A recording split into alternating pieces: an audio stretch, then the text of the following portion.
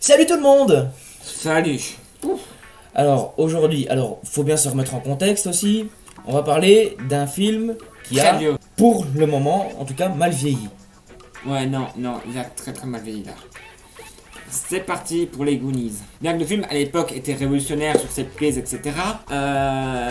Maintenant. Que ce soit quand même une très belle histoire malgré tout, surtout quand on voit la fin. Ouais, mais à l'époque c'était très révolutionnaire, mais maintenant avec les trucs qu'on a maintenant, le film fait un peu tâche. Parce qu'on voit les décors qui sont faits en carton et en polystyrène, on sait un peu. Ouais, c'est beau, genre à un moment il y a une scène, on va pas trop aller. Littéralement, on voit une machine à fumer, mais genre c'est tellement gros. Pendant toute la scène, vous pouvez pas m'empêcher de la voir et me dire fumer, machine à fumer, machine à fumer, machine à fumer. Je dis oui, mais c'est dans le truc. Oui, mais bon, c'est quand même moins grave que de voir carrément le technicien foutre le feu à la cuisine dans Paranormal Activity 3. Là, vous avez déjà compris que là on va faire un bon trop de choses. Non mais quand même, vous pouvez se dire c'est que le film était très bien, mais l'âge va pas le sauver en fait. C'est peut-être pour ça que c'est taquin. Que à cause de l'âge, les personnages aussi ont très mal vieilli. Ouais. Par exemple, je prends le premier truc, c'est les méchants. Les méchants, pas très méchants, vous voyez, les trucs des années 80, 70, Ouais, les 80. méchants un peu débiles comme ça, Un peu des films pour cartoonesque. enfants. Mais qui c'est qui est méchant? Mais qui c'est qui est méchant? Un peu cartoonesque en mode le méchant, il essaie de faire du mal mais il n'y arrive pas. Ils sont assez tarés, un, deux, trois méchants et assez tarés, mais les autres ne veulent pas qu'ils fassent du mal. Et ah oui, il y a aussi, bon, déjà les blagues à la con qui se tournent autour quasiment du cul. Ah ouais, non, ça... Il y a le fait aussi qu'il y a l'un des trois qui justement, au début du film, s'échappe de prison. Il arrête pas de chanter! Enfin, ça donne un côté un peu cartoonesque parce qu'il chante. Ouais. Et honnêtement, hein, moi quand au début il dit il va chanter, vous voyez le gars c'est oh, je crains le pire. Et après, Mais ça va encore. mais quand ils expliquent aussi pourquoi ils chantent, qu'en fait on apprend plus tard dans le film qu'ils ont un troisième frère, enfin il y a un troisième frère qui est mal formé. Qui est mal formé et complètement débile. Voilà, il a un retard mental, Voilà. mais il compense avec une force surhumaine. Qu'en Ouais. fait ils l'ont enchaîné dans une salle sombre et ils disent plusieurs fois qu'il a déjà plusieurs fois caché ses chaînes et s'est tiré. D'ailleurs qu'il le fera avec un des personnages pour l'aider. Qui s'appelle Choco. Oui d'ailleurs, 2 petites minutes sur ce personnage, une petite seconde pour parler des Goonies en général. Parlons de Choco, justement. Ce n'est qu'un surnom.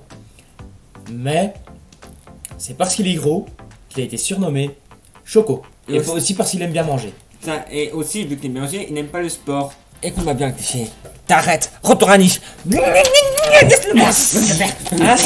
C'est un vieux film. Je sais, mais ça m'énerve des clichés. Parce que un autre des personnages des Goonies, c'est un asiatique. D'ailleurs, que vous devez déjà connaître, que si vous voyez bien sa tête, il vous rappellera qu'un autre personnage d'un autre film. Salut 2000 dans Indiana Jones 2. Ouais. Mais sauf que là, c'est le côté enfant inventeur, père, fils d'enfant, de père inventeur, dont ses gadgets sont loufoques, tarés et complètement suicidaires. Disons qu'il y a que ces pinces de l'amour, C'est un dentier sur un gros ressort qui passe les... les coucougnettes. voilà. Avant, il y a aussi ces godasses huileuses qui ont été utiles. Voilà, c'est les deux seuls vraiment utiles. Ah oui, le gangbox aussi. Oui, à part ça, tout le reste, cette tyrolienne passe par dessus, donc la fait se planter dans la baraque. Les lampes étaient tellement puissantes, ils cramaient plus qu'autre chose, et elles ont duré 10 secondes. Donc voilà. Il y a quoi d'autre comme personnage? Ah oui, il y a deux filles qui sont... Enfin, une des deux filles qui est amoureuse du frère du personnage principal. C'est d'ailleurs le personnage principal, malade comme pas possible, cliché du mec qui ne doit pas censé sortir, mais qui sort. Malade, il voit que ses parents en fait le surprotégeaient trop. Bonjour de réalité. Le frère crétin qui aime que le sport. Ouais, et qui est débile et qui se fait attacher avec ses... Vous voyez les trucs là, ressorts Les pour trucs étirer, extenseurs. extension. Ouais. Mais qui fatigué avec ça. Mec, quand ils te font faire ça, tu vois qu'ils te tirent. Lâche, espèce de con. Ah oui, donc voilà. Et les deux filles, justement. La greluche. La greluche typique. Et l'autre film, garçon manqué. Un télo, garçon manqué. Ouais, on n'est pas sorti de l'auberge là, Ouais, les gars. c'est ça qui est censé être les Goonies. Hein, Alors du coup, Ah oui, le il y en a speech- manqué un, pardon, j'en ai oublié un. Mhm. Le crétin relou qui parle espagnol. Ah oui, qui fait peur à la femme de ménage qui vient les aider. Oui, non, ça par contre, c'est un peu humoristique parce qu'en fait, si vous voulez, les parents des Goonies, ils sont dans la maison où ils ont toujours habité. Suite à un problème juridique, ils doivent partir. Et normalement, la femme de ménage veut les aider à dégager. Sauf qu'eux ne veulent pas partir. Ils essaient de gagner du temps. Les femmes ne parlant que espagnol, le seul gars qui sait traduire. C'est ce crétin. Enfin, en fait, il l'a fait exprès, mais quand on voit ce qu'il dit, de ne pas monter au grenier, parce que le père du héros principal, donc mec soi-disant super malade, et ben le gars très littéralement, faut pas aller en haut parce que c'est la comment dire de mère polie. La planque de coke. C'était ça et le donjon du père. Donc moi c'était là un peu en mode oula, on est dans les 80 et c'était déjà sur le mode fétichiste bondage, et ben merde, on a raté notre époque hein. Ouais. Sinon, pour le speech de base du film, en gros, les Goonies vont être éjectés de la maison. Et ils ont 24 heures pour essayer de trouver... Beaucoup d'argent, c'est une très grosse somme. Et alors ils montent dans le grenier, ils tombent sur une carte au trésor de Willy le Borgne. Un pirate qui aurait comme par hasard été tué dans cette zone, donc son bateau aurait été caché dans la zone. Oh là là, Waouh.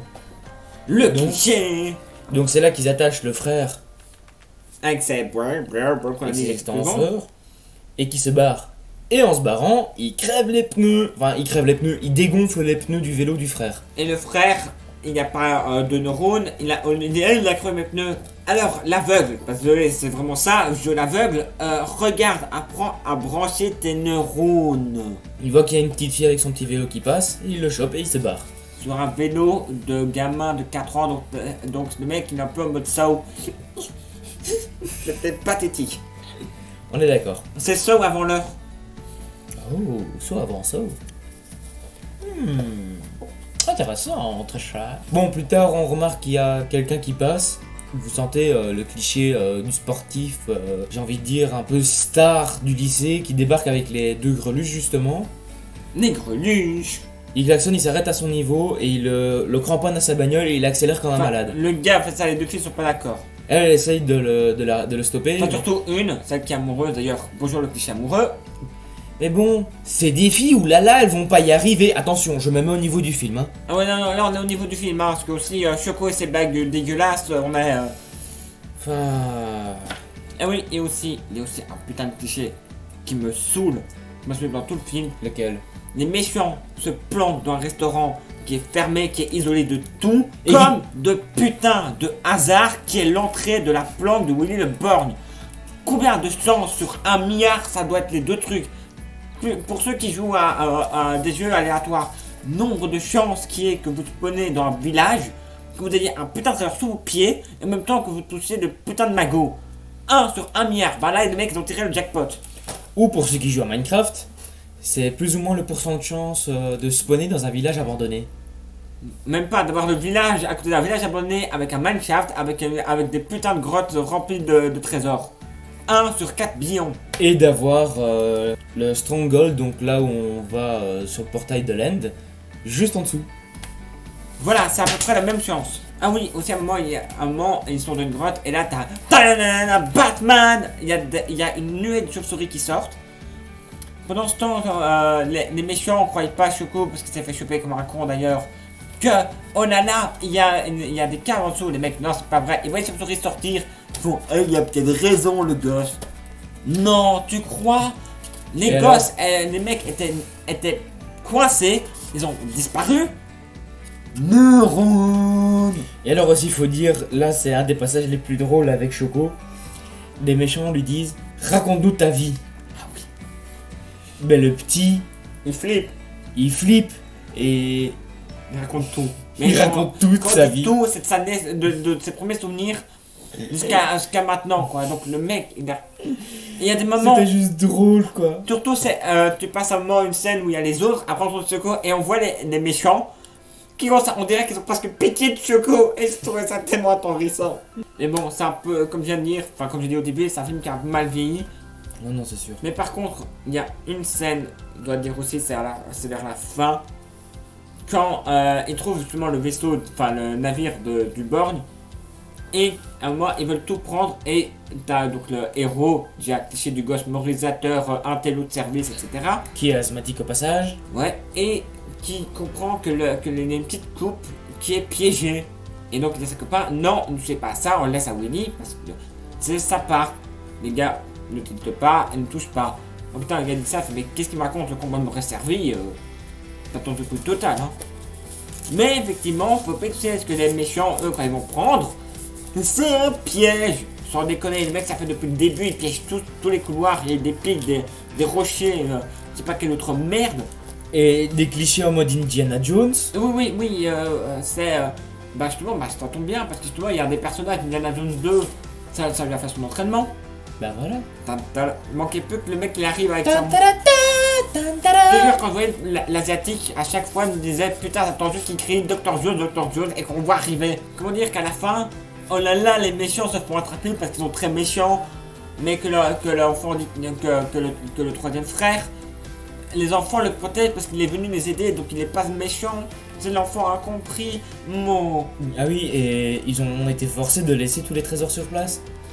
Sauf que, oh, comme par hasard, il y avait encore le sac de billes qu'il avait vidé, où il avait mis des saphirs. Des saphirs, pas des pierres précieuses. Et oh là là, la femme de village le trouve. Et oh là là, les enfants comprennent. Dios míos. Et là, le père tout content, dit surtout, pour rembourser chacun. Putain. C'est aussi hyper cliché, mais quoique, vu le truc, c'était à l'époque où le bien gagnait toujours du mal. Donc on peut pas trop critiquer sur ce côté-là. C'est sûr. Malgré que ça me démange très fort, comme vous pouvez le voir. Gratte-toi alors. Calmos. Bon, on va finir la vidéo. La note de ce truc. Moi, je l'ai regardé en me disant, enfin en me mettant un peu à la place de l'époque, donc je l'ai pas vraiment regardé avec mes yeux actuels, tu vois, je me suis mis un peu à l'époque. J'avoue que j'ai beau avoir été très critique, j'avoue que je me suis aussi remis à l'époque.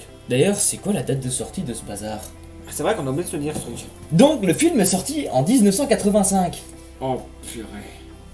J'étais même pas encore né. Et moi, je vous en parle même pas. Non, on va être... J'avais beau être très taquin pendant tout le film. Vu l'époque, vu le truc, il y a ma vie hystère, donc je lui donnerais un 16. Moi, je lui donnerais un 17. Moi, c'est juste qu'il perdait pas à cause du côté cliché, du côté H. Mais à part ça, effectivement, ça reste comme un très bon film. Ouais, et puis il y a le gag aussi avec le fait qu'il tire sur des tuyaux. Et que du coup, ben, il y a des trucs à la surface qui disparaissent, machin. Qui disparaissent, des choses qui se peuvent. Enfin, c'est le boxon. On vous conseille de film pour justement pour cette scène-là. Donc voilà, sur ce... On va vous laisser, n'oubliez pas les trucs habituels, abonnement, partager, les autres chaînes, bla bla bla bla bla. Allez, c'était Nathan. Et Nico, sur Yippee-ki-yay. Allez.